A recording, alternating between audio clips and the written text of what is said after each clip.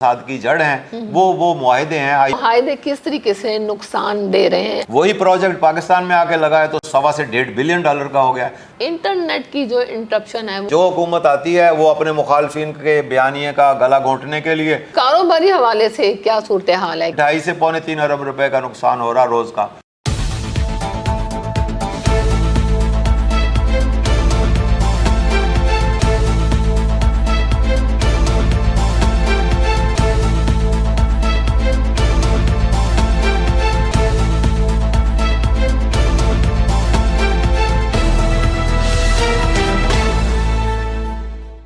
अस्सलाम वालेकुम नाज़रीन, मैं हूँ जन्नात गुल और आप देख रहे हैं एन न्यूज़ HD। नाज़रीन, आज हमारे साथ जो मेहमान शख्सियत मौजूद हैं वो हैं सदर chamber of commerce Rashid Iqbal साहब। इनसे बात करते हैं आजकल जो मेन इशू चल रहा है IPPs का, उस हवाले से बात करते हैं कि IPPs किस तरह से अवाम पर बोझ है, किस तरह अवाम की जेबों से, पाकिस्तानियों की जेबों से अरबों रुपए निकलवाए जा रहे हैं। सबसे पहले IPPs का कॉन्सेप्ट क्लियर करते हैं कि IPPs है क्या। जी राशिद इकबाल साहब, बहुत से लोगों को अभी तक नहीं पता कि IPPs के इदारे हैं क्या और किस तरह से काम कर रहे हैं, तो थोड़ा सा IPPs के मुतालिक बताइएगा। जी बिस्मिल्लाहिर्रहमानिर्रहीम। जितना शोर हमने मचाया है, मेरा ख्याल है कि अब काफ़ी लोगों को पता चल गया है कि IPPs क्या है। मगर अगर आप दोबारा पूछ रही हैं तो मैं दोबारा बता देता हूँ कि इंडिपेंडेंट पावर प्रोड्यूसर्स जो हैं, ये 1994 की जो पावर पॉलिसी आई थी हमारी, उसमें ये एक नया फ्रेमवर्क आया था जिसमें बाहर से इन्वेस्टर्स को, लोकल इन्वेस्टर्स को भी और फॉरेन इन्वेस्टर्स को भी इनवाइट किया गया था कि वो पाकिस्तान में आकर बिजली घर लगाएं और हुकूमत उनसे बिजली ख़रीदेगी। तो ये है बेसिकली IPPs।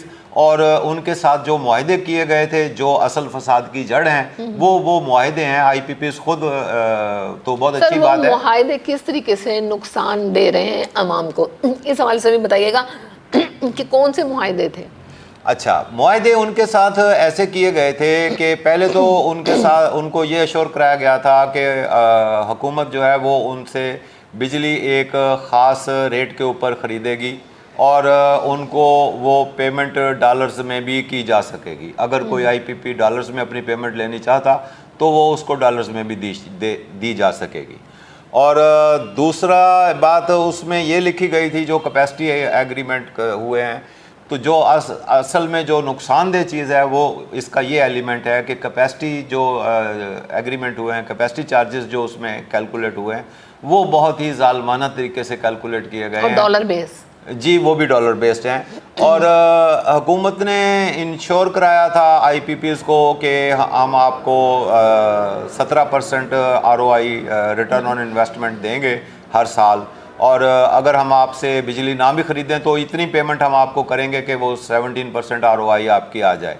तो अब बहुत सारे बिजली घर हुकूमत के अपनी मलकियत हैं, जिनको फिर वो 94 की पावर पॉलिसी के बाद उनको भी IPPs डिक्लेयर कर दिया गया और वो 10-10 साल से बंद पड़े हैं और उनको कैपेसिटी पेमेंट्स की जा रही हैं और वो फुली स्टाफ्ड हैं। वहाँ पर चीफ इंजीनियर से लेकर सिक्योरिटी गार्ड तक 10 साल से उनको तनख्वाहें भी दी जा रही हैं, अखराजात भी हो रहे हैं।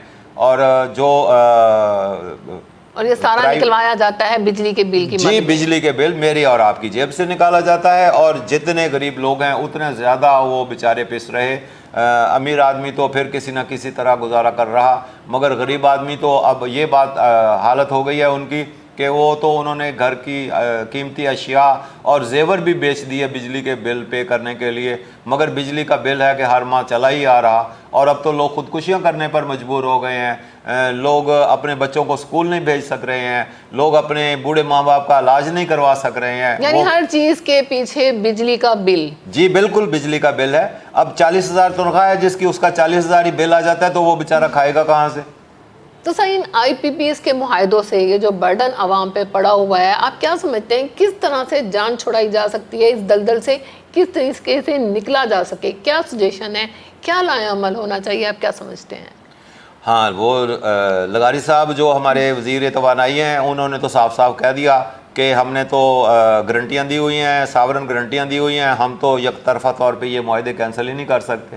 तो हम पहले भी यही कह रहे हैं कि ठीक है आप ना करें मुआहदे कैंसिल, मगर ये जो IPPs हैं, ये अगर 500 से 600 मिलियन डॉलर का प्रोजेक्ट था, दुनिया में जहाँ भी लगा है, इंडिया में लगे हैं, बांग्लादेश में लगे हैं, मलेशिया इंडोनेशिया में लगे हैं, इतनी ही कैपेसिटी का IPP प्रोजेक्ट उन मुल्कों में लगा है तो 600 मिलियन डॉलर का था। वही प्रोजेक्ट पाकिस्तान में आके लगा है तो 1.25 से 1.5 बिलियन डॉलर का हो गया है। 3 से 4 गुना कीमत बढ़ा के इन्होंने अपने प्रोजेक्ट्स की शो की है और उस हिसाब से ये ROI ले रहे हैं। अगर हुकूमत ने कहा था हम 17% ROI देंगे, तो ये जो 4 गुना इन्होंने कीमत अपने प्रोजेक्ट की बढ़ा ली, ये हुकूमत से 54%, यानी प्रोजेक्ट भी महंगा और सप्लाई भी नहीं दे रहे। जी, सप्लाई तो खैर दे ही नहीं रहे क्योंकि हमारे पास कंजम्पशन ही नहीं है।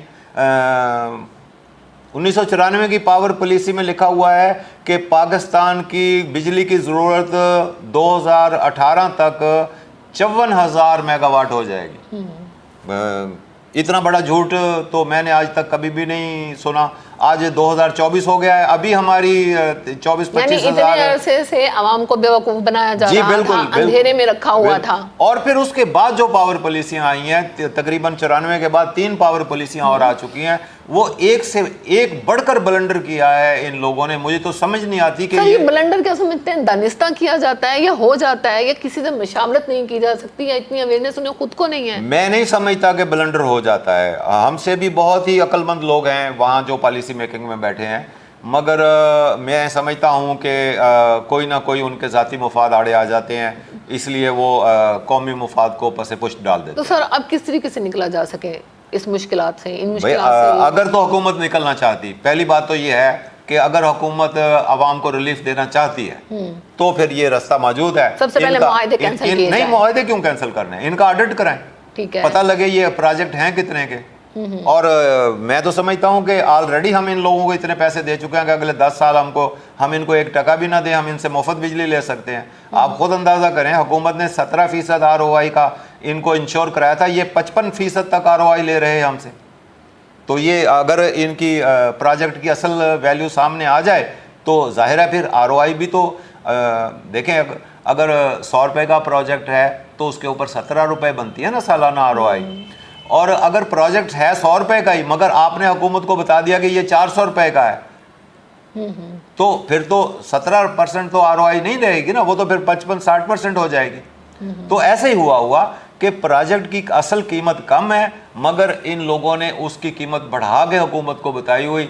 हुकूमत इनका फोरेंसिक ऑडिट करा ले और आपको पता लग जाएगा कि असल में ये प्रोजेक्ट कितने हैं। दोबारा इनकी कैपेसिटी चार्जेस की कैलकुलेशन करें और आपके सामने आ जाएगा कि जितने का प्रोजेक्ट है उससे 10-10 गुना प्रॉफिट ये हमसे ले चुके बगैर एक भी यूनिट बिजली दिए हमें। अच्छा सर, इस मामले में आपकी क्या खिदमत रह गई, आपकी क्या कोशिशें रह गई? आप IPPs के हवाले से आपने काफ़ी आवाज़ उठाई है और उस आवाज़ उठाने से, उसके खिलाफ बोलने से, उनके खिलाफ कोशिशों से आप क्या समझते हैं, क्या कुछ नताइज बरामद हुए, क्या कुछ रिजल्ट सामने आया, कुछ असरात नज़र आ रहे हैं?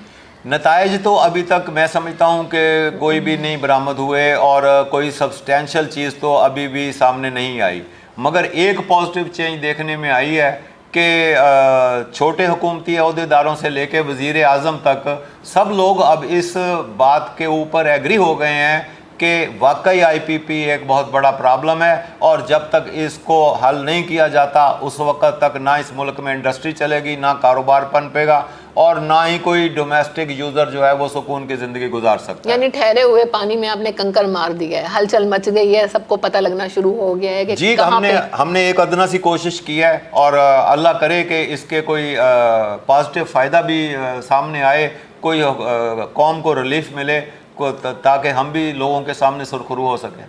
अच्छा सर, IPPs के बाद एक सबसे बड़ा मसला जो अब दरपेश है आवाम को, और बड़े हर कोई मुश्किलात का शिकार है, हर कोई चमगोया करता नज़र आ रहा है, इंटरनेट की जो इंटरप्शन है वो आम लोग हो गए, ताजिर हजरात हो गए और बड़े बड़े कारोबारी हजरात हो गए।